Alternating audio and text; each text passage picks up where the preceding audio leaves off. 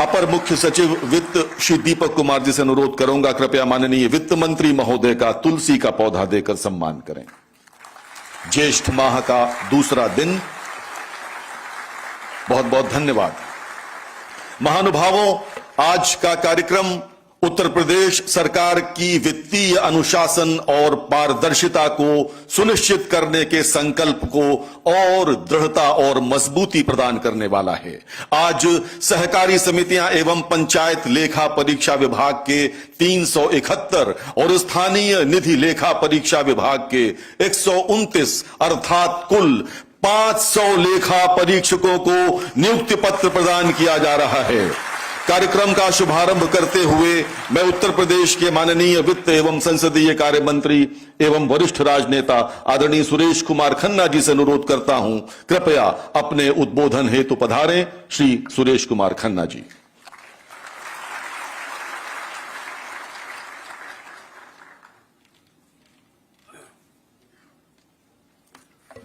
बहुत बहुत धन्यवाद उद्घोषक महोदय। आज के कार्यक्रम के शिखर पुरुष, मुख्य आकर्षण उत्तर प्रदेश के यशस्वी मुख्यमंत्री आदरणीय योगी आदित्यनाथ जी,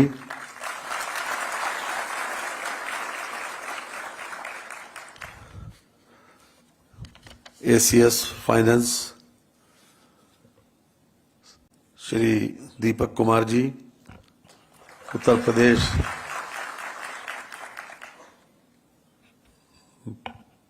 वित्त सचिव श्रीमती संदीप कौर जी, उत्तर प्रदेश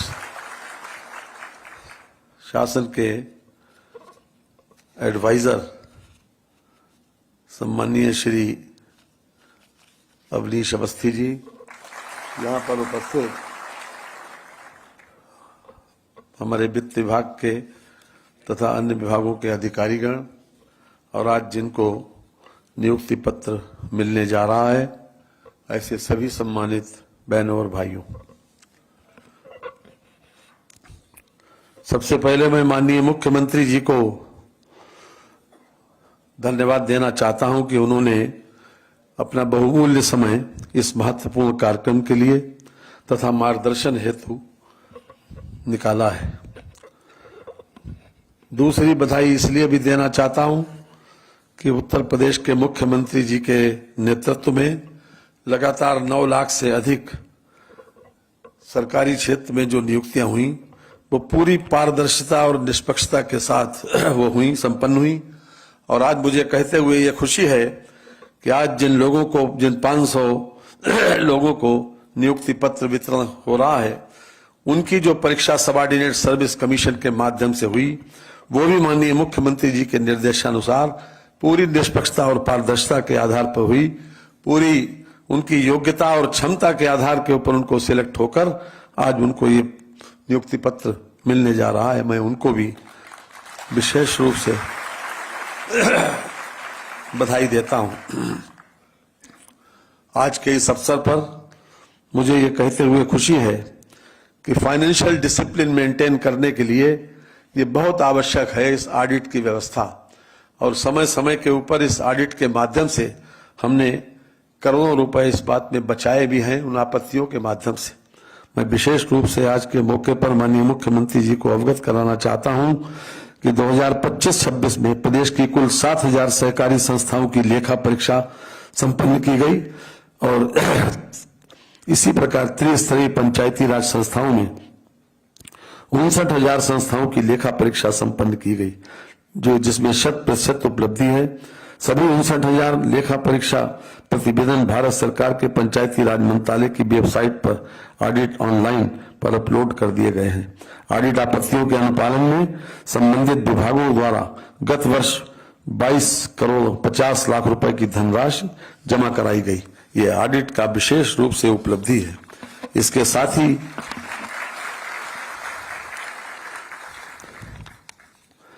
स्थानीय निधि लेखा परीक्षा, ये इसके अभी हाल ही में 100 वर्ष पूरे हुए हैं और 100 वर्ष किसी संस्था के पूरे होने पर एक बहुत बड़ी उपलब्धि हमारे सामने है और स्थानीय निधि लेखा परीक्षा विभाग द्वारा 2,25,000 लेखा संपरीक्षा आपत्तियों का निस्तारण किया गया है।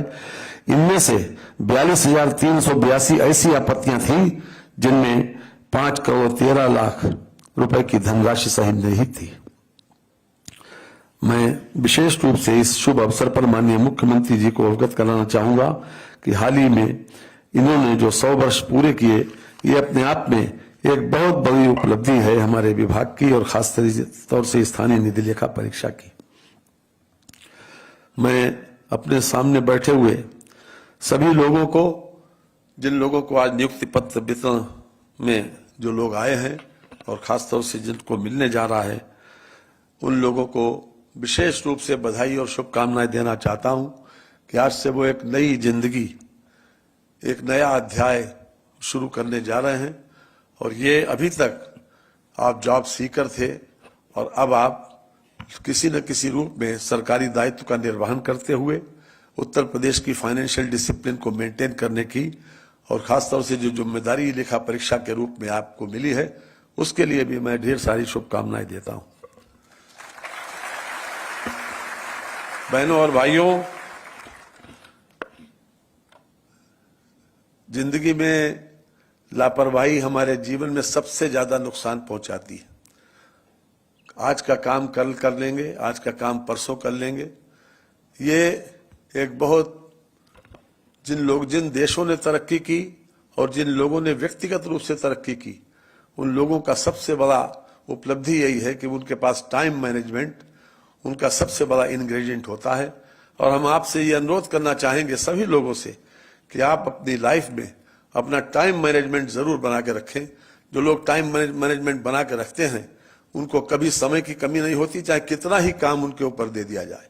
ये मेरा विश्वास है और मैंने इसको व्यक्तिगत रूप से भी अनुभव किया है। और जिन लोगों से मेरा संपर्क आया है, जिन लोगों के पास टाइम मैनेजमेंट बढ़िया है, और उसमें मुख्यमंत्री जी का उदाहरण देख लीजिए कि आप घड़ी मिला लीजिए कि 10:30 का अगर समय अगर दिया है तो 10:30 पर वो यहाँ पर मौजूद है। हालांकि ये काम मुख्यमंत्री जैसे महानुभाव के लिए, मुख्यमंत्री जिस पोजीशन पर, उनके लिए बहुत मुश्किल है। चलते चलते वक्त कोई आ गया, नहीं मिले तो तमाम तरीके की बातें होती, लेकिन फिर भी उसके बाद भी फाइनेंशियल समय का मैनेजमेंट मेंटेन करने के लिए थोड़ा अपने ऊपर अनुशासन तो लगाना पड़ता है, लेकिन अपने आप में एक बहुत बड़ा संदेश देता है, क्योंकि दूसरे का समय भी कीमती है, दूसरे का समय भी जाया न हो, इसलिए बहुत जरूरी। दूसरी बात, जो कर्तव्यनिष्ठ लोग होते हैं, जो अपने कर्तव्य के प्रति समर्पित रहते हैं, वो निश्चित रूप से उनका कार्यालय में भी सम्मान होता है, उनके अधिकारी भी उनका सम्मान करते हैं और उनका काम भी समय पर पूरा हो जाता है। घर में भी उनका सम्मान बढ़ता है और आत्मसंतुष्टि भी इसी से होती है, जो जिंदगी का सबसे बड़ा लक्ष्य है। इसलिए मैं आपसे जरूर कहना चाहता हूं कि अगर आप कर्तव्यनिष्ठ रहेंगे, लापरवाह नहीं रहेंगे, आज के काम को कल को टालेंगे नहीं, तो ये आपके कैरेक्टर रोल में ये इंटर होगा, क्योंकि हर आदमी अपना कैरेक्टर रोल खुद लिखता है। तीसरी और अंतिम बात, इस भौतिक युग में पैसे का चलन बहुत बढ़ गया। मैं आपसे कहना चाहता हूं कि सच्चाई और ईमानदारी का पैसा जिंदगी में संतोष भी देता है और आपकी ख्याति भी बढ़ाता है हर स्थान पर। और इसके बरखिलाफ अगर ताल तिकड़म से किसी प्रकार की आप उपलब्धि हासिल करते हैं, उससे तात्कालिक खुशी तो मिलती है, लेकिन अंततोगत्ता संतुष्टि नहीं मिलती। मैं एक डॉक्टर की बात सुनाकर, एक डॉक्टर ब्रजेश अंजान थे, उन्होंने अपनी जिंदगी में यह संकल्प लिया था कि हम गरीबों की मदद करेंगे और हर तरह से लोगों के काम आएंगे, लेकिन सरकारी नौकरी के बाद उनका वो पथभ्रष्ट हो गए। किसी न किसी रूप में जो सोचा था उससे फिसल गए और पैसे के लालच में पड़कर खूब शराब पीने लगे और उसके बाद लीवर सिरोसिस हो गई। वो कवि थे, ब्रजेश अंजान उनका नाम था। उन्होंने 4 लाइनें लिखी थी। क्या आखिर में जब मरने से पहले जब उन्हें मालूम हो गया, डॉक्टर ने कहा कि अब तुम बचोगे नहीं इस लीवर सिरोसिस के बारे में, तो उन्होंने जो 8 लाइनें लिखी वो मैं आपके सामने रखना चाहता हूं कि सोचा था अपने फन को एक चिराग बनाकर, ताउम्र अपनी जंग अंधेरों से लड़ूंगा, और हर शब्द को तलवार के सांचे में ढालकर सोचा था पसीनों के लुटेरों से लड़ूंगा, पर स्वार्थ की पुरवा मुझे लोरी सुना गई। पुरतत्व तो बहुत थी मुझे देश के लिए, जब पेट भर गया तो मुझे नींद आ गई। और अंतिम 4 लाइनें कि सारे जहां का दर्द लिए मैं चला तो था, फिर अपने मुनाफों का सफर भा गया मुझे। चीजों को तो महसूस मैं करता था, मगर अब चीजों को तोलने का हुनर आ गया मुझे। कि तस्वीरें बुता चंद हसीनों के खत तो क्या, सामान मेरे घर में क्या क्या जमा नहीं। टीवी है, फ्रिज है, कार है, कूलर है, फोन है, सब कुछ है मेरे पास फकत आत्मा नहीं। सब कुछ है मेरे पास फकत आत्मा नहीं। ये बोलो जो अपने सारे जहां का दर्द लिए मैं चला तो था, फिर अपने मुनाफों का सफर भा गया मुझे। ये उसकी स्वीकारोक्ति है मरने से कुछ दिन पहले, और उन्होंने ये लिख के गए थे। और बहुत डेडिकेटेड व्यक्ति थे अपनी पढ़ाई के जमाने में भी। डॉक्टर वही बनता है जो 8-9 साल की पढ़ाई के बाद किसी न किसी रूप में, बहुत ज्यादा बस कठिन पढ़ाई डॉक्टर, लेकिन सरकारी नौकरी और उसके बाद तमाम सुविधाओं के बीच में फंस गए, ड्रिंक करने लगे, नतीजा क्या हुआ। इसलिए सब कुछ है मेरे पास फकत आत्मा नहीं। इसलिए आत्मसंतुष्टि इसी में मिलती है कि गोधन गजधन बाजधन और रतन धन खान, और जब आवे संतोष धन सब धन धूल समान। मैं एक बार फिर से आप सबके लिए बहुत बहुत शुभकामनाएं देता हूं। बहुत बहुत धन्यवाद। बहुत बहुत धन्यवाद माननीय मंत्री महोदय। और अब समय है लेखा परीक्षकों के नियुक्ति पत्र वितरण का। मैं आदरपूर्वक आग्रह करता हूं माननीय मुख्यमंत्री महोदय से, कृपया अपने कर कमलों से इस नियुक्ति पत्र वितरण कार्यक्रम को संपन्न करें। सबसे पहले मैं मंच पर बुला रहा हूं सुल्तानपुर के राजकुमार चौरसिया को। कृपया मंच पर आएं और अपना नियुक्ति पत्र प्राप्त करें। राजकुमार चौरसिया, सुल्तानपुर, सहकारी समितियां एवं पंचायत लेखा परीक्षा।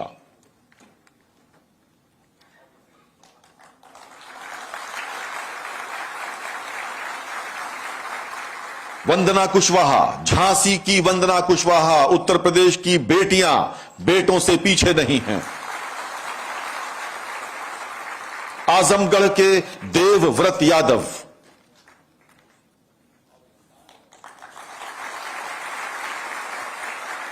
लखनऊ की आयुषी त्रिपाठी,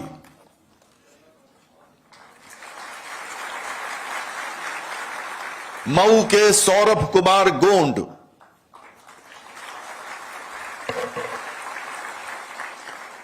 शाहजहांपुर की सुनेहा मिश्रा, वाराणसी के राम कुमार गुप्ता,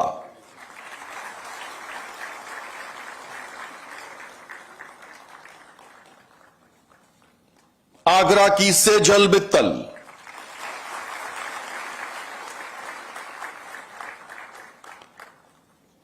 आजमगढ़ के विवेक सिंह,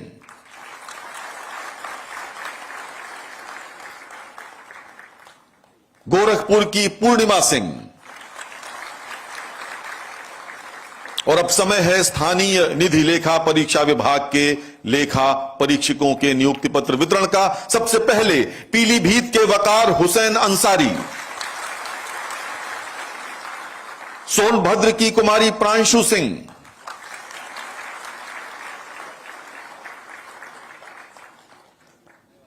सुधीर यादव हमीरपुर से, झांसी की तनु प्रजापति, शाहजहांपुर के अमित कुमार,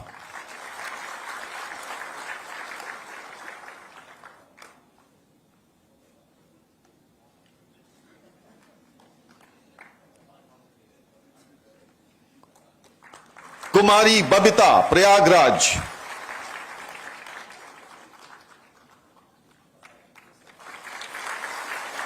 अयोध्या से सुधीर कुमार शुक्ला,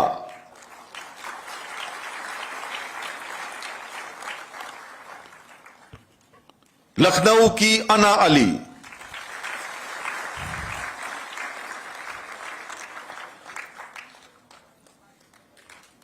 गोरखपुर के सर्वजीत सिंह कोहली,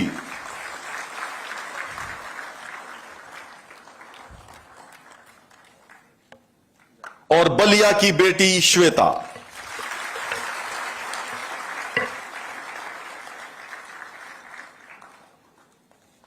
बहुत बहुत धन्यवाद माननीय मुख्यमंत्री महोदय। भद्रजनों, आप साक्षी हैं कि किस प्रकार उत्तर प्रदेश का परसेप्शन राष्ट्रीय और अंतर्राष्ट्रीय स्तरों पर बदल रहा है। विगत 9 वर्षों में किस तरह आपका प्रदेश भारत का ग्रोथ इंजन बनकर उभरा है। देवियों और सज्जनों, अपने सशक्त नेतृत्व में विकसित भारत, विकसित उत्तर प्रदेश 2047 का विजन साकार करने हेतु सदैव कर्मरत तथा 25 करोड़ प्रदेशवासियों की आकांक्षाओं को आकार रूप प्रदान करने वाले यशस्वी मुख्यमंत्री आदरणीय योगी आदित्यनाथ जी का खड़े होकर अभिवादन करें, जो अपने आशीर्वचन हेतु पधार रहे हैं। माननीय मुख्यमंत्री आदरणीय योगी आदित्यनाथ जी।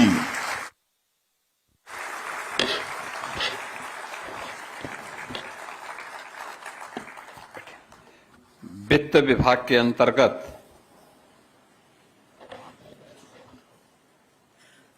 लेखा परीक्षक के पद पर चयनित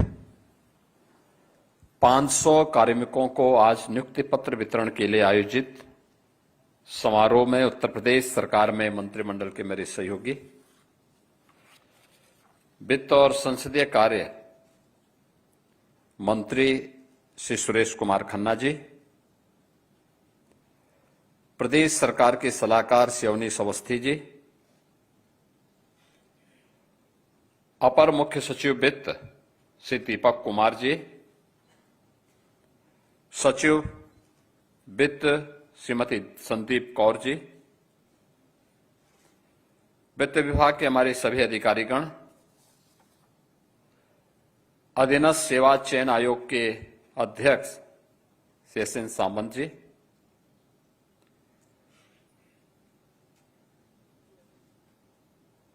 अधीनस्थ सेवा चयन आयोग की परीक्षा में सफल हुए अभ्यर्थियों के नियुक्ति पत्र वितरण के लिए आयोजित आज के समारोह में उपस्थित हमारे सभी नवचयनित लेखा परीक्षक, उनके परिवार के सदस्य और उपस्थित बहनों और भाइयों, मैं सबसे पहले आप सभी नवचयनित लेखा परीक्षकों, जिन्हें सहकारी समितियों के पंचायती लेखा परीक्षक के रूप में और स्थानीय निधि लेखा परीक्षक के रूप में देश के सबसे बड़े राज्य में कार्य करने का अवसर प्राप्त होगा, आप सबको मैं इस पूरी चयन की प्रक्रिया में नियुक्ति पत्र वितरण के लिए आयोजित इस समारोह में हृदय से बधाई देता हूं। आप सबके प्रति मैं अपनी शुभकामनाएं देता हूं। आपके माता पिता, आपके परिवार के सदस्यों, आपके मित्रों, शुभचिंतकों, इन सब का सपना साकार हो रहा है। इस साकार हो रहे सपने के लिए मैं आप सबके प्रति अपनी शुभकामनाएं देता हूं। मैं धन्यवाद देता हूं अधीनस्थ सेवा चयन आयोग को,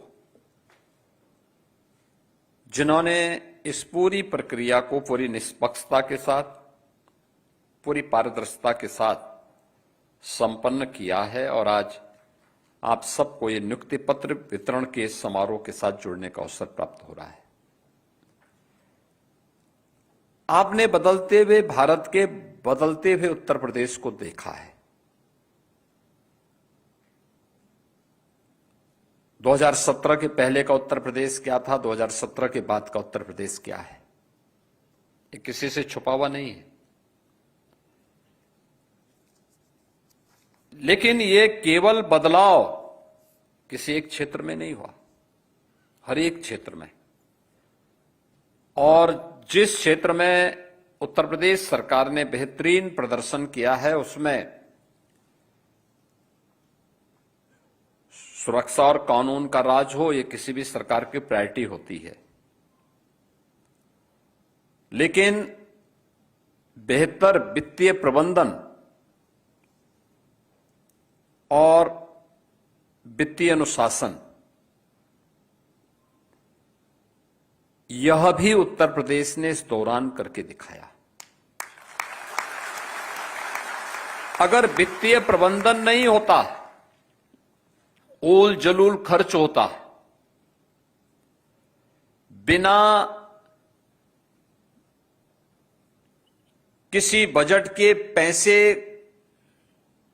को रेवड़ियों के भाव बांटने की प्रवृत्ति होती, बिना वित्तीय अनुशासन का पालन करते हुए हम अनावश्यक कर्ज लेकर के उत्तर प्रदेश के लोगों को उस कर्ज के बोझ के नीचे दबाए होते, तो आज उस बीमारू राज्य को, जो बीमारू था 2017 के पहले, जिस उत्तर प्रदेश को कोई 2017 में कोई बैंक, कोई वित्तीय संस्थान कर्ज देने को तैयार नहीं था, उस उत्तर प्रदेश को हम आज भारत का रेवेन्यू सरप्लस प्रदेश नहीं बना पाते।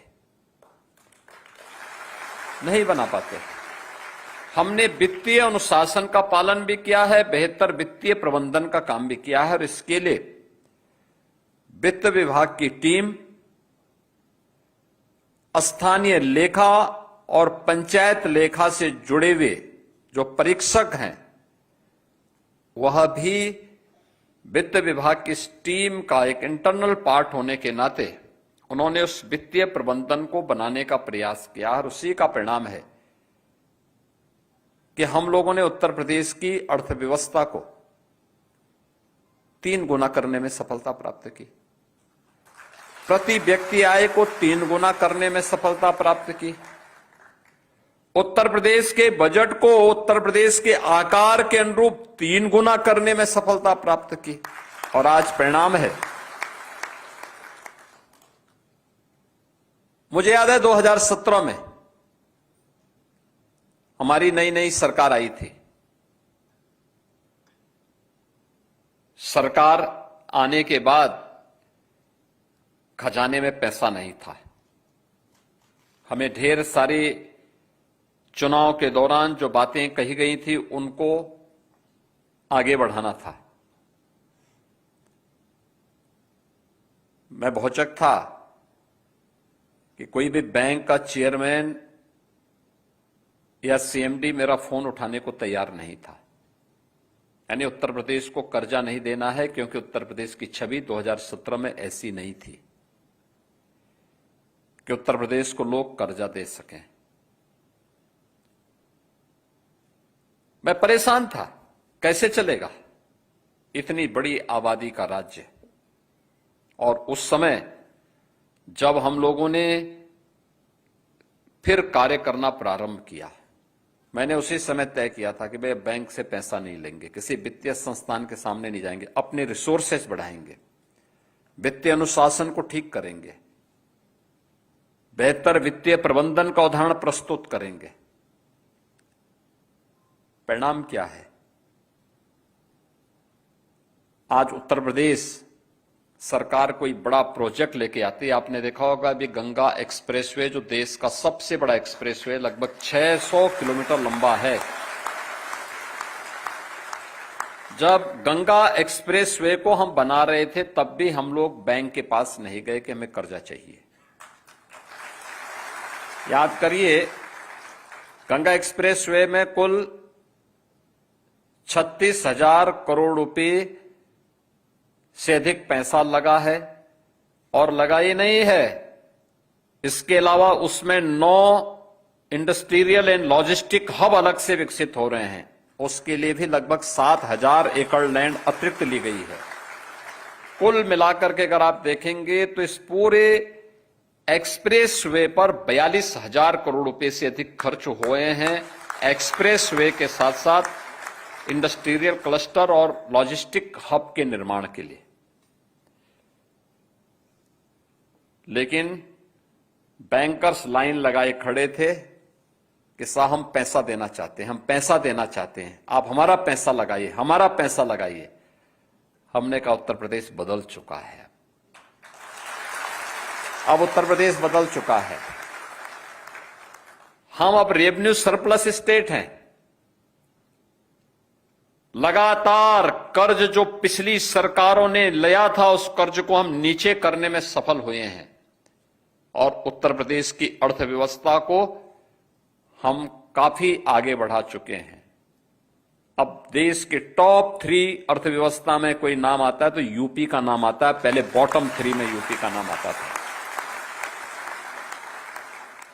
अब उत्तर प्रदेश में हर व्यक्ति निवेश करना चाहता है, हर वित्तीय संस्था ने आना चाहता है। याद करिए कितनी बड़ी भूमिका आपकी है। अगर यह वित्तीय प्रबंधन और वित्तीय अनुशासन नहीं होता, हम कुछ नहीं कर सकते थे। मनमानापन होता, लूट मची होती, हर व्यक्ति तबाह रहता, सुविधाएं लोगों को नहीं मिलती, बिजली नहीं मिलती, चलने के लिए सड़कें नहीं मिलती।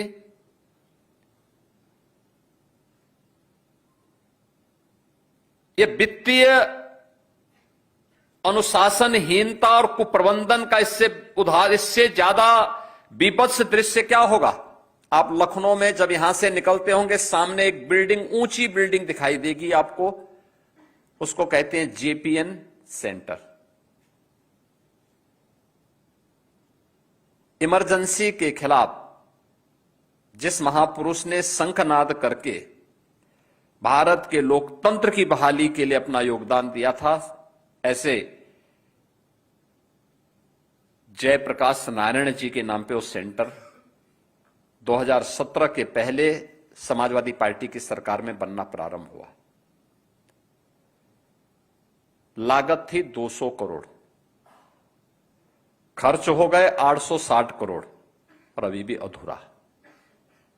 यह है वित्तीय कुप्रबंधन।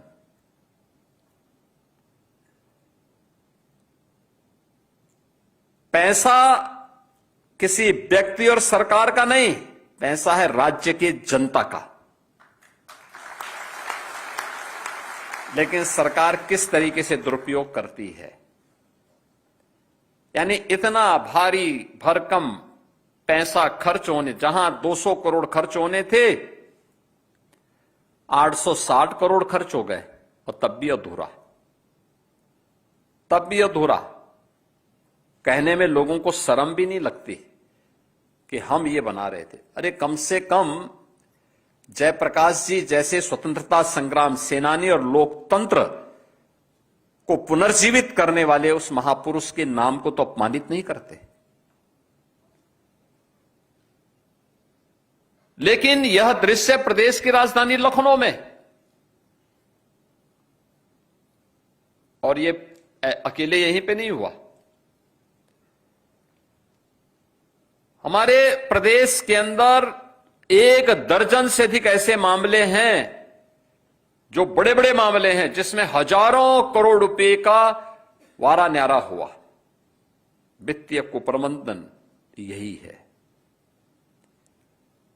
और उस वित्तीय कुप्रबंधन को सुधार करके उत्तर प्रदेश को एक वित्तीय अनुशासित और वित्तीय प्रबंधन के अधीन व्यवस्थित रूप से आगे बढ़ाने का परिणाम 17 के बाद हम सबको देखने को मिल रहा है। आप सोचो, 2017 के पहले केवल एक्साइज में यूपी को केवल 12,000 करोड़ मिलते थे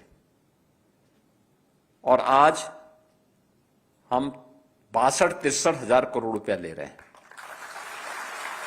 जो लीकेजेज होते थे ना, ऐसा नहीं कि वो लीकेजेज केवल लीकेजेज थे, और लीकेजेज में बहुत सारे लोगों के शेयर रहे होंगे, नेताओं का रहा होगा, सरकार के कुछ लोगों के द्वारा डकैती डाली जा रही थी। जो पैसा प्रदेश के विकास में खर्च होना चाहिए था, कैसे लूट मचाई हुई थे।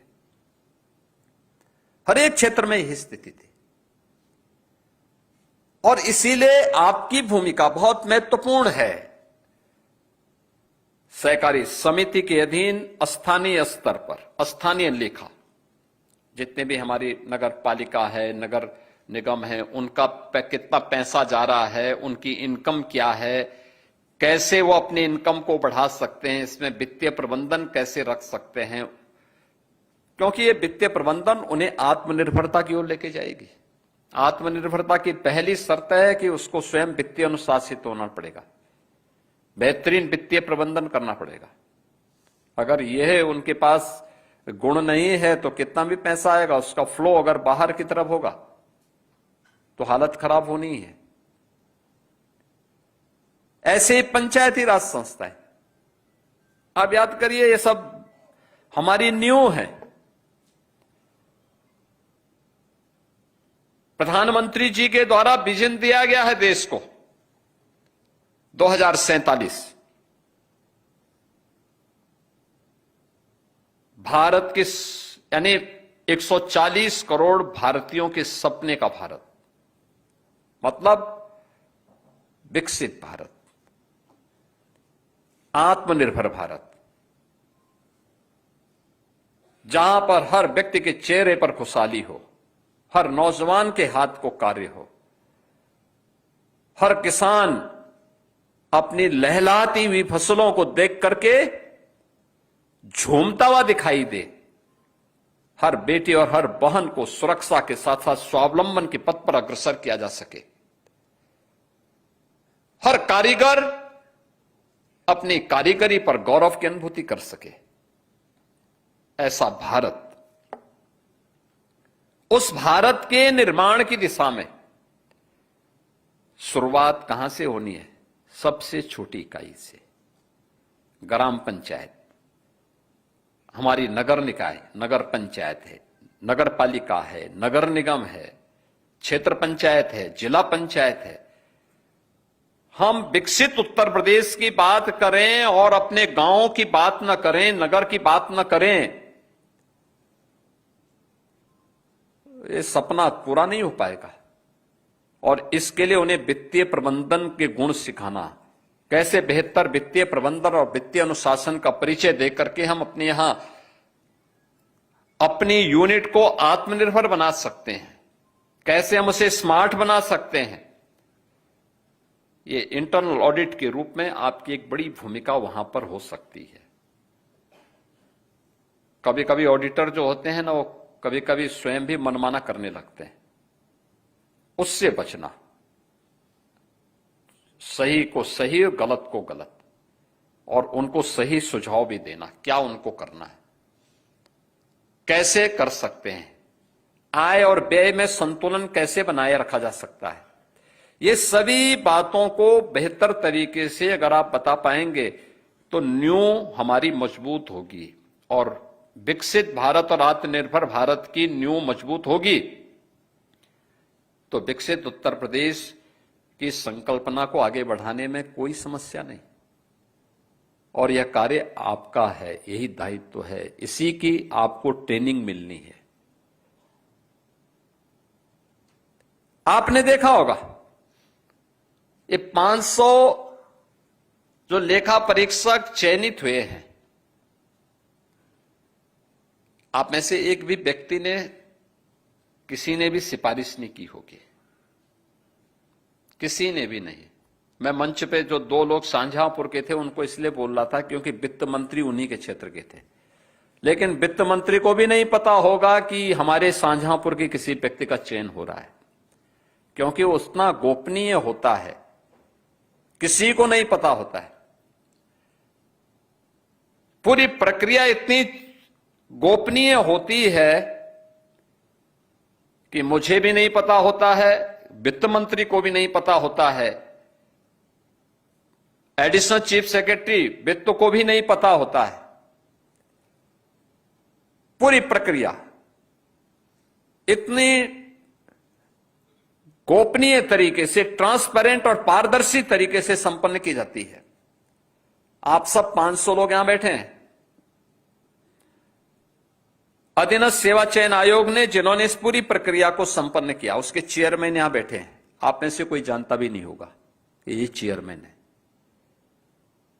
और उनके नेतृत्व में इस पूरी प्रक्रिया को उसी के तहत वो किया गया, संपन्न किया गया, और परिणाम है आज आपको नियुक्ति पत्र वितरित हो रहे हैं।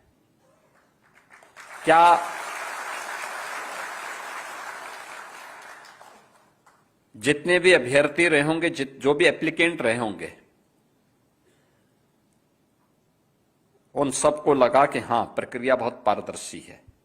जब प्रक्रिया पारदर्शी है तो किसी को कंप्लेंट करने की आवश्यकता भी नहीं पड़ी।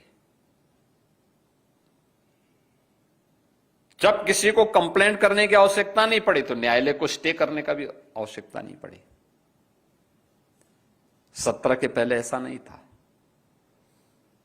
देखिए, 17 के पहले होता क्या था, कोई परीक्षा होनी है, वो कोई भी हो, नीट के नाम पर जो उस समय की यहां पे मेडिकल की परीक्षा, मेडिकल इंट्रेंस की होती थी, इंजीनियरिंग कॉलेजेस में होती थी, या किसी भी अन्य कोई भी नियुक्ति से जुड़े हुए अधीनस्थ सेवा चयन आयोग का हो, उत्तर प्रदेश लोक सेवा आयोग का हो। उत्तर प्रदेश में माध्यमिक शिक्षा चयन आयोग, उच्चतर शिक्षा चयन आयोग या पुलिस भर्ती की कोई भी परीक्षा होती थी, सबसे पहला तो